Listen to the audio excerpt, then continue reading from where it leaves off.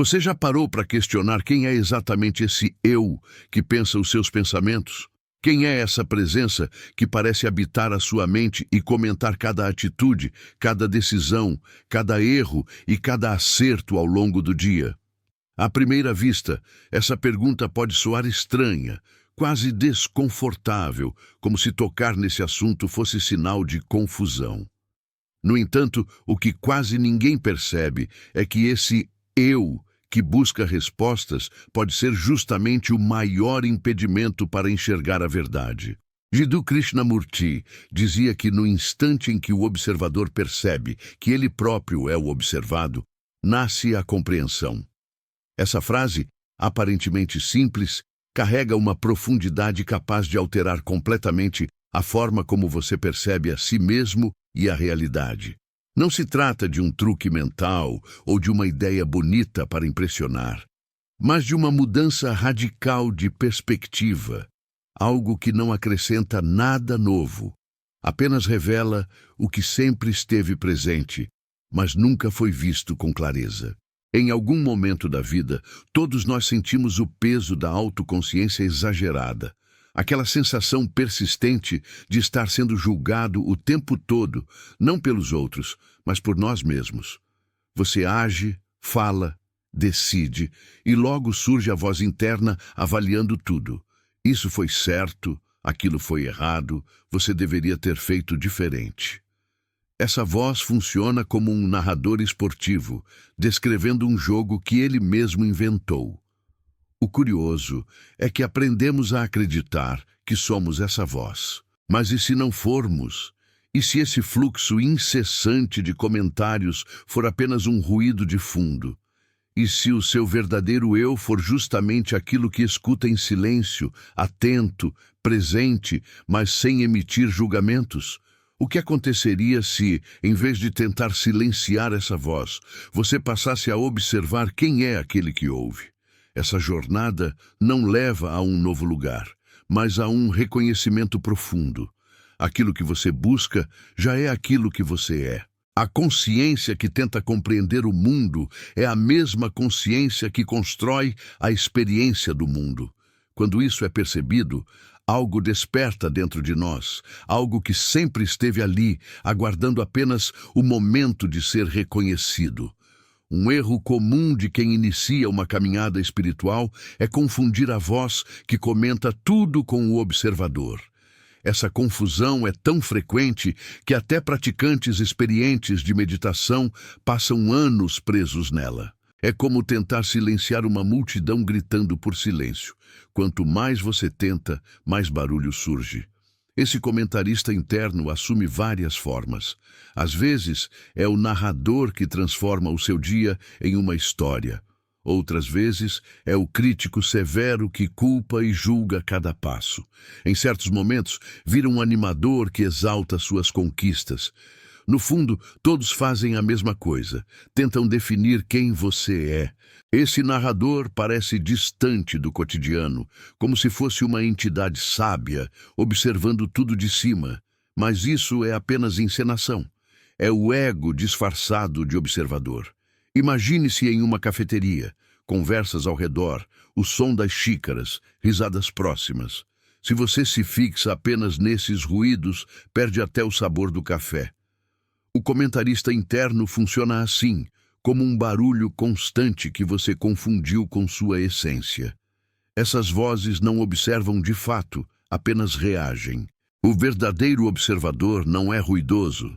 Ele não pensa, não julga, não comenta, ele simplesmente percebe. Ele vê o movimento da mente sem se misturar com ele. Não por indiferença, mas porque compreende que nenhuma dessas vozes define quem você é.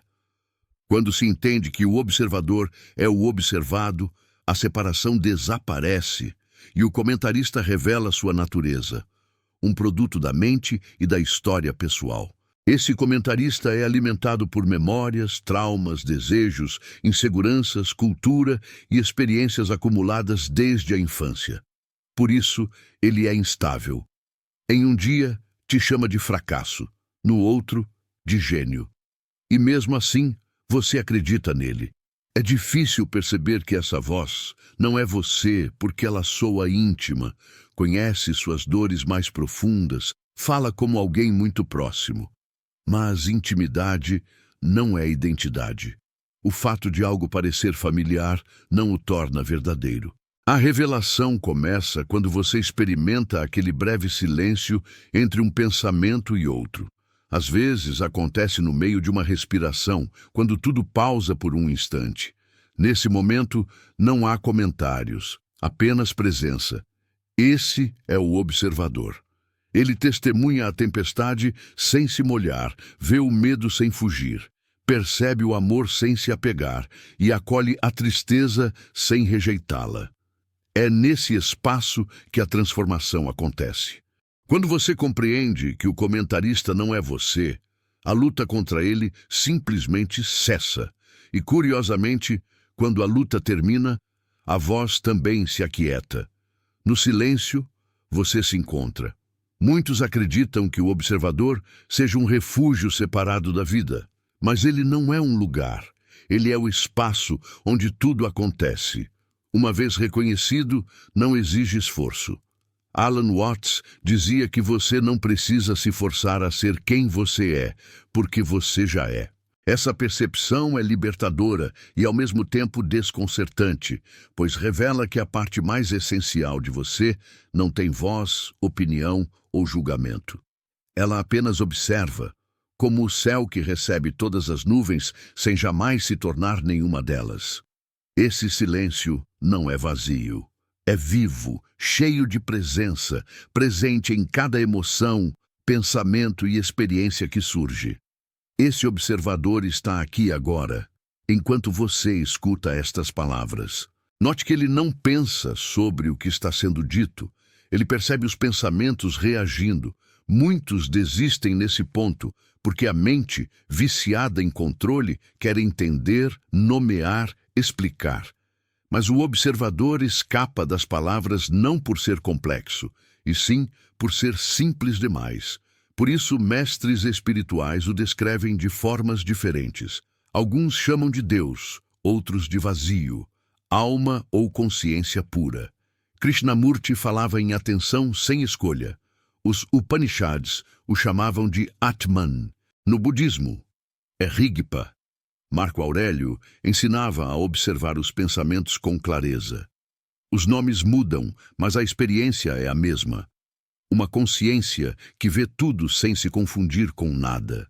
O silêncio que percebe os movimentos permanece, enquanto tudo o mais vai e vem. Lembre-se de momentos em que você ficou hipnotizado pelo mar, pelo fogo ou por uma música, esquecendo-se de si mesmo por instantes. Aquilo era o observador se revelando, não como algo separado, mas como você, sem camadas. Por isso, ele é universal. O mesmo observador que vê seus pensamentos agora, viu os pensamentos de Buda, de um monge em silêncio, de uma criança brincando ou de alguém perdido em devaneios. As experiências mudam, mas o espaço que observa é o mesmo. Ao se aproximar desse silêncio, você percebe que nome, história, desejos e medos são formas passageiras. A mente grita, o observador escuta. A mente analisa, o observador vê. Você não precisa se tornar o observador, apenas reconhecer quando se perde no comentário interno e retornar suavemente ao silêncio que sempre esteve presente. Aquilo que você sempre buscou, paz, liberdade, significado, nunca esteve fora. Estava no intervalo entre pensamentos, no espaço entre palavras, no silêncio invisível entre você e o mundo. Algo em você permanece intacto desde a infância. O corpo muda, as ideias mudam, mas a sensação de existir é a mesma. Essa presença não pertence ao tempo.